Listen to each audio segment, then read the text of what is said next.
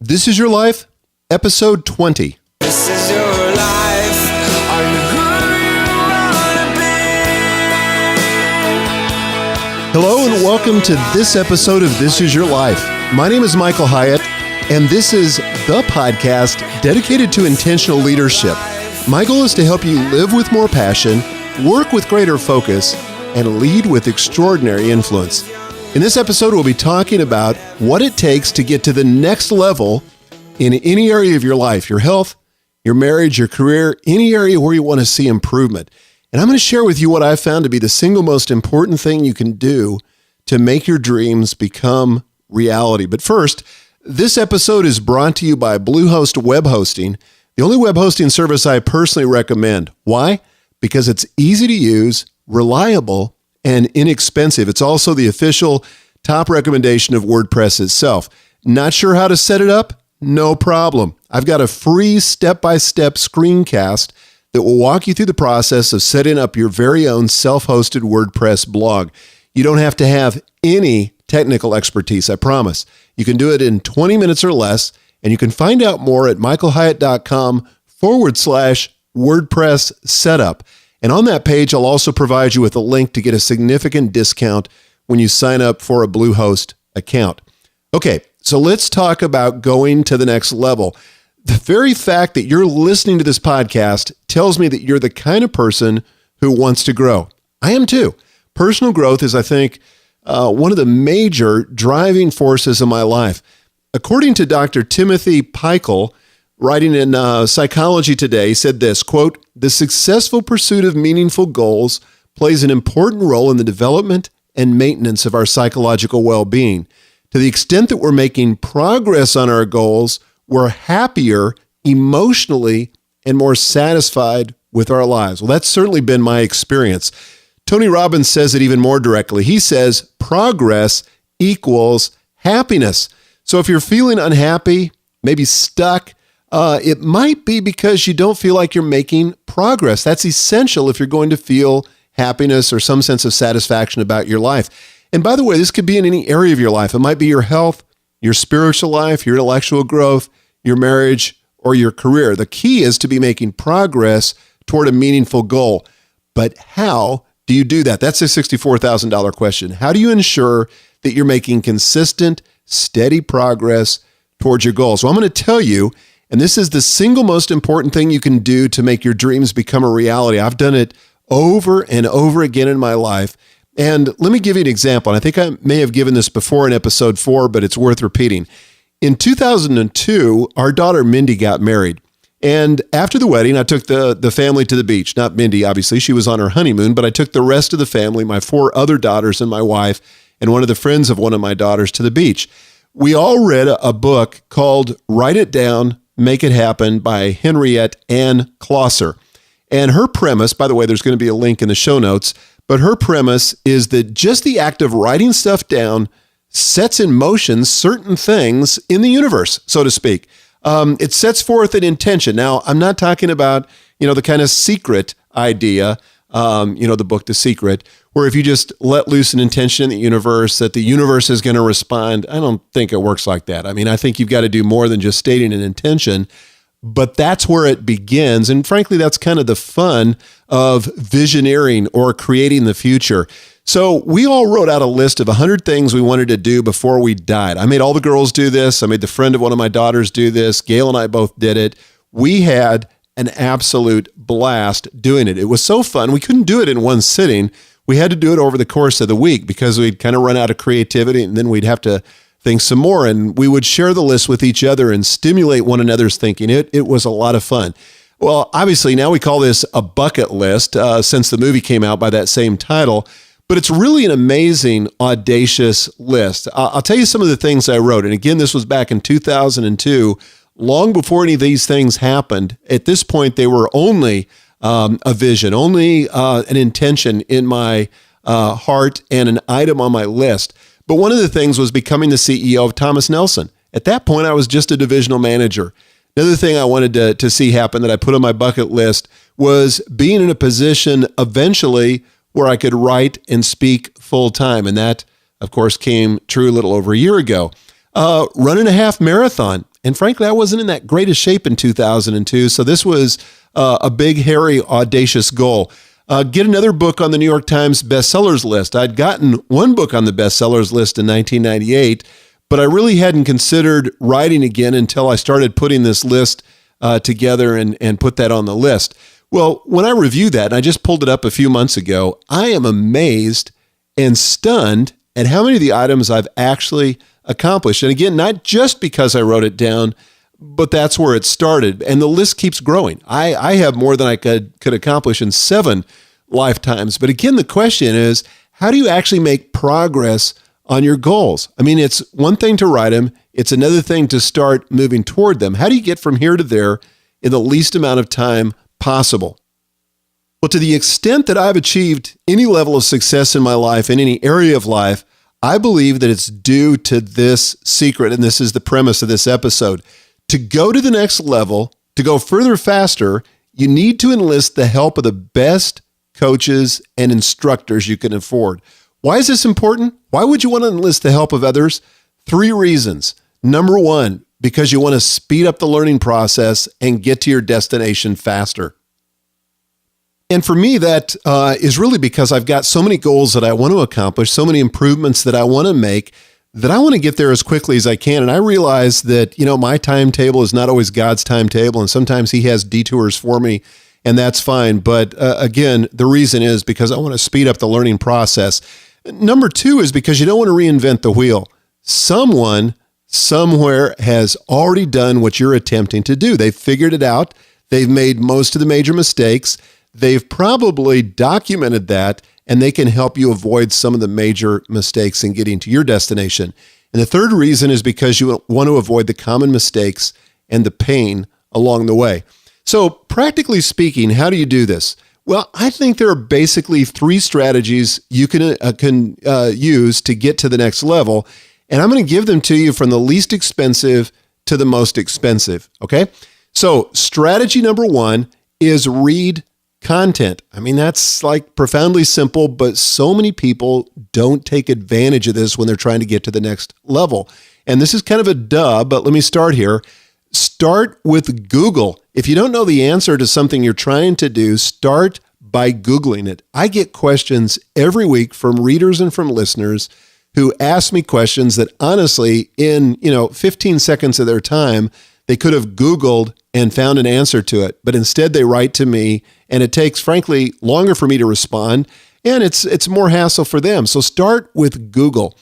Then check out Wikipedia. Wikipedia has almost 4 million articles in the English language alone. Studies show it's more accurate than Encyclopedia Britannica. Why? Because it can be corrected on the fly. It can be crowdsourced, so you're getting the best minds available to write these articles, and more importantly, to peer check one another and to make corrections in real time as they're noticed.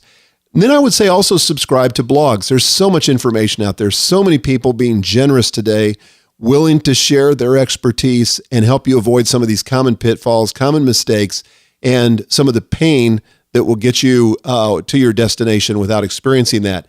And then I would say, and of course you would expect me to say this as a former publisher, read relevant books. My dad taught me this years ago. Whenever he wanted to learn about something, first thing he did was go to the bookstore, didn't go to the library. I don't know quite why that was. Probably the library is a good place to start. But he would go to the bookstore and he would buy, 4, 5, 6 books on the topic, whether it was photography or stamp collecting or building model airplanes, whatever it was. My dad would buy the books, and then he would sit down and he would begin to educate himself about why or what he could learn on that particular topic. Well, I've carried over that tradition. I do the exact same thing.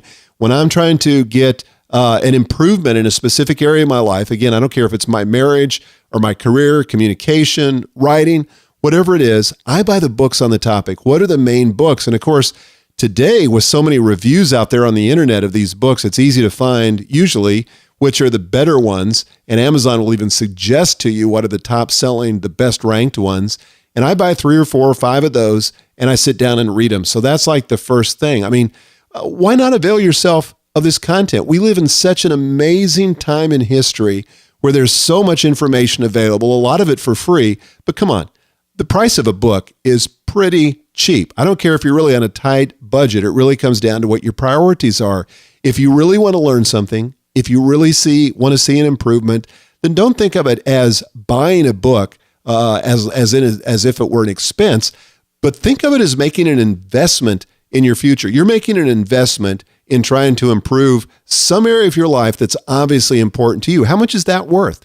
I mean, if you knew that you could take your marriage to another level for $20 by buying a book that would really help you, is that worth it? You know, if you could improve your communication ability at work by buying a book for $20, is that worth it? I think so. It is to me. But that's strategy number one, is read content. Strategy number two is to take classes. Sign up for specialized classes. I mean, there are some things that you can learn in a book and other things that, frankly, you have to be a part of and something you need to participate in, and you need to be able to take it to another level by taking a class. For example, when I wanted to learn how to build a great marriage, Gail and I attended several courses on marriage, and one of them was taught by Gary Smalley, whom you may have heard of, a best-selling author. He actually happened to introduce me to Gail, and he performed our wedding ceremony. But we've been to several of his courses. They were fantastic. They are fantastic. And more recently, we went to one taught by Emerson Eggriches, and there's a link in the show notes to both those guys' websites. But Emerson's Love and Respect seminar is fabulous, well worth going to, and his book by the same title is also excellent. I had the guys in my mentoring group read that 2 years ago, and we all, I think, profited from it. When I wanted to figure out my purpose in life and where I fit into the context of God's plan, I attended John Eldredge's Wild at Heart boot camp. In fact, I've been to that 3 times, including taking 2 of my sons-in-law the last time, and we had a great time. And there were just things, again, that we could only learn by being in that class or in that workshop seminar setting that we couldn't have gotten out of a book, because I did read the book by the same title. When I wanted to improve my writing skills, I signed up for an intensive 1-week course from American Writers and Artists, Inc. called the Copywriting Success Boot Camp. And believe me, it was a boot camp. We were writing 10 hours a day, sharing our work with others, having it critiqued. But I grew so much as a writer in that 1-week boot camp. It was awesome. I don't even know if they still do it, but it was well worth the effort. More recently, I took a course called Fast, Effective Copywriting, which also gave me some tremendous tools, and I think took my writing to another level. When I wanted to improve my golf short game, and any golfer knows that that's really where it's at. It's in the short game, and I'm still not a very good golfer. But when I wanted to improve my golf short game, I signed up for a 1-day course with Nancy Corsalino, one of the best golf teachers in the country, and it was amazingly affordable for what I got. When I wanted to learn how to create alignment in teams, which is huge in organizational life, I took a 1-week course from Gap International called the Alignment Intensive. And when I wanted to learn how to use Photoshop to edit my digital photos, I took a tremendous 1-day course from Ben Wilmore called Photoshop for Digital Photographers. Well, these are just examples. I'm just trying to get your brain going so that you can think of opportunities where you might want to consider taking a class and taking something to the next level. I mean, I've taken courses on fly fishing, combat handgun, I know it sounds crazy, Byzantine chant, ballroom dancing. That was a lot of fun. I think I've forgotten everything and need a refresher course, but I've taken courses in all these things. And it's amazing how many courses, how many classes are available out there, many of them for free. Some cost a few $100s. In a few rare instances, the courses cost several $1,000s, but regardless, you can sometimes find very good, free or inexpensive courses taught by churches or other nonprofit organizations, even local colleges. And like I said, enlist the help of the best coaches and instructors you can afford. If you can't afford something, take something you can afford, but don't let it be an excuse for not growing or taking that area of your life to the next level. And then finally, strategy number 3 is to actually hire a coach. In other words, enlist the help of real people who can hone your skills beyond what you can learn in a book or garner from a course. For example, when I wanted to take my business to the next level, I hired Daniel Harkavy, the president and founder of Building Champions, and he helped me craft my very first life plan. And by the way, if you haven't read my free ebook on the topic of life planning, make sure you snag a copy while it's still free at michaelhyatt.com/life plan. And you can also find out more about executive coaching at Daniel's company at buildingchampions.com. I don't get anything for that recommendation. It's just a great coaching experience that I had. And I love connecting people with them because I really do believe if you can afford it, it will take your life and your business to the next level. Well, when I wanted to create a comprehensive strategic plan for my company, I hired another coach, Dan Mube, who also used to be at Building Champions, but he consulted with me for almost 5 years on every aspect of corporate strategy at Thomas Nelson and was a huge, huge help to us. And when I wanted to take my personal leadership skills to the next level and really see how my own thinking was impacting my corporate results, I hired Eileen Meething of Gap International. And you've heard me mention her on these podcasts before because she was such an enormous positive influence on me and particularly on my leadership ability. And when I wanted to figure out why I kept slicing my drives when it comes to golf, I hired Nancy again, this time not for a class, but for a 2-hour session. She videotaped me so I could see the problem in my swing, and we were able to fix it for good. I've got a lot of other problems in golf, but slicing my drives is now not one of them. And when I wanted to get in the best shape of my life, I hired Tom Jamitter at my local YMCA as my personal trainer, and he designed a plan that I would have never developed on my own and that eventually led to me running my very first half marathon. So the point is that no matter where you want to go, in any area of your life, someone somewhere has already been there. You can learn from a guide and save yourself hours, perhaps months or years of frustration trying to figure it out for yourself. So let me just say this in conclusion, and I've got the questions to come, but just in conclusion for this segment, imagine what would happen in your life if you could do what I'm suggesting in this podcast. What would happen to your marriage if you intentionally tried to take it to the next level by consuming better content, by taking classes, by maybe even hiring a coach or a counselor? What could happen in your career or with your company? Why should you struggle for years reinventing the wheel and making the same mistakes that others have made? You can go further, faster by employing these 3 strategies that I've covered in this episode. So now let's go to a few listener questions. And the first one comes from Jennifer. Hi, Michael. My name is Jennifer Hoverstad, and I blog at buildeatlive.com. One thing that holds me back is being overcommitted. How do I decide what commitments to pursue and what commitments to let go of? And then once I decide the ones to let go of, how do I make that happen? How do I tell people I'm no longer going to be committed to that group or that cause? Thanks, and I look forward to hearing from you. Jennifer, this is a great question. It's something I've been dealing with really for the last 6 months in my own life at a whole new level, feeling like I was overcommitted, overwhelmed, out-resourced, not really having the capacity to meet the demands that were on my life. And I'll tell you what worked for me was, first of all, I had to realize that I was in this situation because I had an inability to say no, or at least it was difficult for me to say no. So I was saying yes to all kinds of things. So where it began for me was getting in touch with what I really wanted to say yes to. I just don't want to be, a naysayer, somebody that goes around saying no all the time, but I want to know what I'm saying yes to. And so I had to get clear and get refocused on my priorities. What really is important to me? What matters the most? And where do I want to be at the end of my life? Well, I started getting really clear on my family, on my relationship with God, my involvement with my church. There were a lot of things that are really important to me. My mentoring group, another hugely important thing. And those were the things that I was saying no to inadvertently by saying yes to lesser things and just trying to be a people pleaser and pleasing everyone else. So I got clear on the yes. Then the second thing I did was I began to say no to all new requests that were coming in. I was kind of like a guy that had his plate full already. I had no business going back to the buffet and loading up my plate until I ate or consumed what I already had. So I just started saying no to everything that came up. And that meant saying hello to a lot of great opportunities. It meant disappointing some people. But honestly, the lifestyle I had was not sustainable. This was essential if my life was going to amount to anything, and that if I was going to stay on track for accomplishing what mattered most. And then I think in the middle were those commitments that I made where I was overcommitted. A lot of them, frankly, in retrospect, didn't seem that important, but I'd made the commitment. So I wanted to keep the commitment.